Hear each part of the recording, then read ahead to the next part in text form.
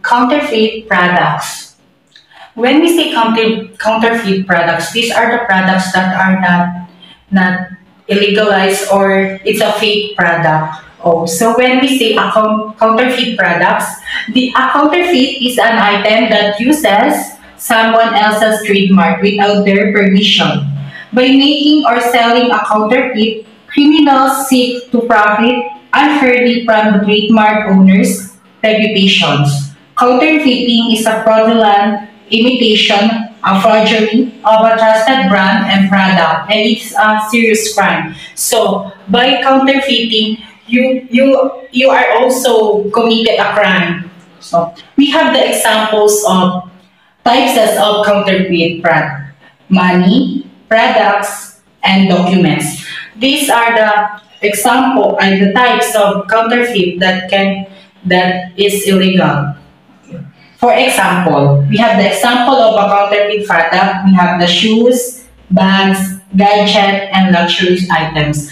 These are the items that counterfeit, like in China made, and also and so forth.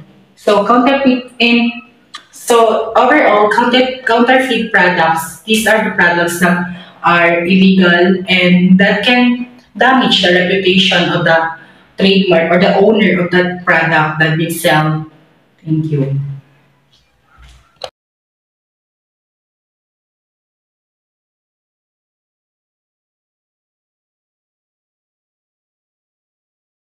Good day everyone, especially to Sir James. In this report, Roro and I will analyze product, standard, quarantines, and warranties, examining their impact on consumer protection and market practices.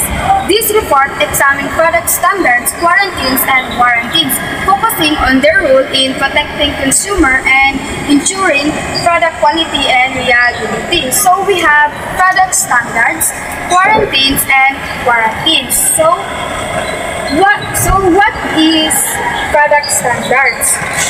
Product standards guidelines that establish minimum safety, performance, and quality requirements for products, serving as a baseline for reliability. Like for example, Energy Star, a standard for energy efficient electronics aiming to reduce energy consumption and environmental impact. So, Trono will continue the next topic. So, good morning, sir. Good morning, classmates. So now, I will going to continue the report of Miss Daphne, which is the product standard, guarantee, and warranty. So, let's proceed to guarantee. Guarantee a seller's promise regarding a product's performance or quality, which is broader and often less legally binding than a warranty. So, yung guarantee is nagbibigay siya ng assurance or promise sa isang customer na maganda yung quality or maganda yung magiging performance or yung garantisadong garantisadong maganda yung quality na bibili nilang product. And sinasabi din ng mga sellers sa guarantee na mas tatagal yung product na bibili nila. And warranty. And yung sa guarantee is they have obligation to help the customer or consumer if halimbawa need nila ng help kung kasi nasira yung isang product na binili na, need nilang tumulong na kung ano pa yung pwedeng ipagawa doon sa product na yun. And then warranty, a legally binding commitment from the manufacturer or seller to repair or replace a defective product within a specific time frame, providing a more detailed promise than a guarantee. So, yung warranty naman is siya yung merong 1 year limited only. Halimbawa, nagbili ka ng isang product na hindi pa umaabot ng 1 year or 1 month, nasira na sa'yo. Like, nag-malfunction na agad siya. Pwede mo pa siyang ipapalit or ipa-repair doon sa store na pinagbilan mo. Lang po. That's all. Thank you. So, good day everyone. So today, I will be discussing the top 10 ways to stay safe as a consumer online. So first, we have here a use strong unique password. So of course, as a consumer, we always need to use a strong unique password kapag gagawa tayo ng accounts through shopping online.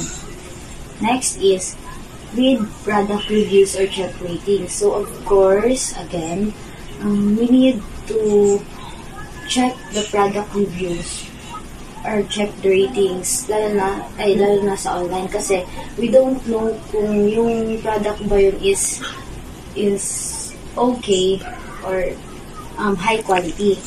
Next is be cautious with offers that seem too good to be true. So of course, we need to be cautious, lalo na kapag hindi natin alam yung product na nakikita natin through physical, kasi kapag sa online lang, hindi natin alam kung maganda ba yun para sa atin or hindi. Next is avoid sharing personal information. So of course, we need to avoid sharing our personal information sa mga sites or for example, di ba kapag may mga text, di ba meron yan kapag mag-text sa inyo, meron yung parang i-click mo yung link doon, tapos parang may nakalagay doon login information doon kineme. So dapat avoid natin yun. Next is always check the seller's information. So yeah, we need to check the seller's information, kasi if hindi natin i-check yung information ng sellers, hindi natin malalaman kung scam ba ito or hindi. Next, use a safe and trusted payment method when shopping online. So yes, as a consumer, I always use a safe and trusted payment method, kasi kapag hindi, di masasayang na yung pera natin. For example, sa Shopee, di ba meron na yun, may nakalagay yun kung anong payment method ang gagawin. So, meron dun nakalagay through GCash ba or PayMaya, ganun. So, I always use a safe and trusted method payment through cash on delivery. Kasi kapag bibili tayo ng product sa Shopee, tapos hindi naman yun yung gusto nating product, o hindi yun yung parang naibigay ng hindi naibigay yung tamang product ng hindi naibigay ng seller yung tamang product na gusto natin. So pwede pa natin yung hindi nakunin, so hindi masasayang yung payment natin. Next is read product description. So yes, as a consumer, we need to read the product's description, kasi for example, kapag bibili tayo ng skincare, kapag hindi natin binasa yung description, hindi natin malalaman kung FDA approved ba yung product na gusto natin bilhin. So next is keep your devices updated. So of course, we always we need to keep our devices updated, kasi if hindi, madaling mahahack ng mga hackers yung mga devices natin.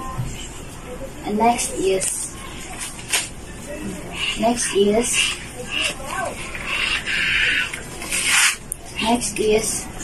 use a secure product. So of course, we need to use a secure product, kasi kapag hindi, for example, kapag bibili ka ng product na makeup, ganun, sa mga girls, ganun, if hindi tayo gagamit ng secure product, it can cause our skin, parang damage. Yeah.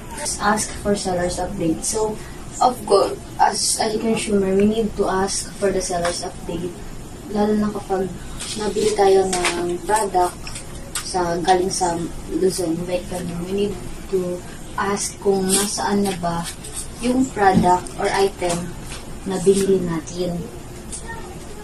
That's all. Thank you. Good day everyone. So here is my assigned topic, which is the shopping tips. So there are 8 shopping tips. So the first shopping tips is make a list and stick to it. Avoid impulse buys by creating a shopping list based on what you need. Prioritize essential items and consider optional ones only if your budget allows. So dito is kapag bibili ka, kailangan mong bilhin yung mga essential lang at saka yung kaya lang ng budget mo. So number 2, set a budget. Determine how much you can afford to spend before shopping. So dapat dito, alamin mo muna kung kaya ba ng budget mo yung bibilin mo. So third is compare prices. Check prices online before heading to the store. So dito, need mo muna i-check yung mga store, kung example, like parang, so number 3, compare prices. Check prices online before heading to the store. So before ka magpupunta sa store is dapat i-check mo muna online yung prices na ano ba yung bibili mo. So number 4, check product reviews. Read customer reviews and ratings to ensure you're buying quality products. So dito, yung sa check reviews is mga online to siya, online shopping. So before ka bibili is kailangan mo muna tignan yung mga reviews kung maganda ba yung quality before ka bibili kasi para hindi ka ma-scam or what. Number 5, avoid shopping when hungry or emotional. Shopping when hungry can lead to unnecessary food purchases. So, syempre kapag gutom ka, ano-ano gusto mo bilhin kahit di mo naman gusto kainin, like parang bilhin mo lang siya kasi syempre gutom ka pero di mo na pala maubos and di na pala kaya ng budget mo. So, emotional shopping can lead to impulse decision, shop with a clear mind. Kapag syempre pag emotional ka, like parang wala kang nasa tamang pag-iisip, like parang kung ano gusto mo kunin mo lang kahit di mo naman siya like parang ginagamit talaga, like hindi naman siya essential. So, number 6 is negotiate or ask for discount. Don't be afraid to ask for a discount, especially on large purchases. So, syempre, kapag bibili ka, huwag kang mahiyang magtanong kung may discount ba, kasi syempre, para kakasya siya sa budget mo. And like parang, number 7, buy quality over quantity. Invest in quality items that last longer instead of cheap alternatives that need frequent replacement.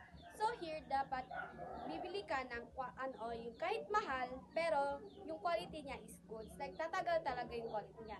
Kesa bibili ka ng mura, pero di naman siya tatagal sa'yo. Like, madali lang siya masira.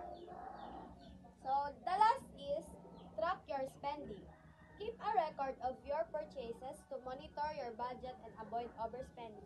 So dito, like kailangan mong may listahan ka or like parang may monitor ka, i-monitor mo yung budget mo kung mampas ka na ba or like parang or kulang ba yung mga para hindi ka ma-overspend or parang makasya lang yung budget mo sa mga bilihin mo.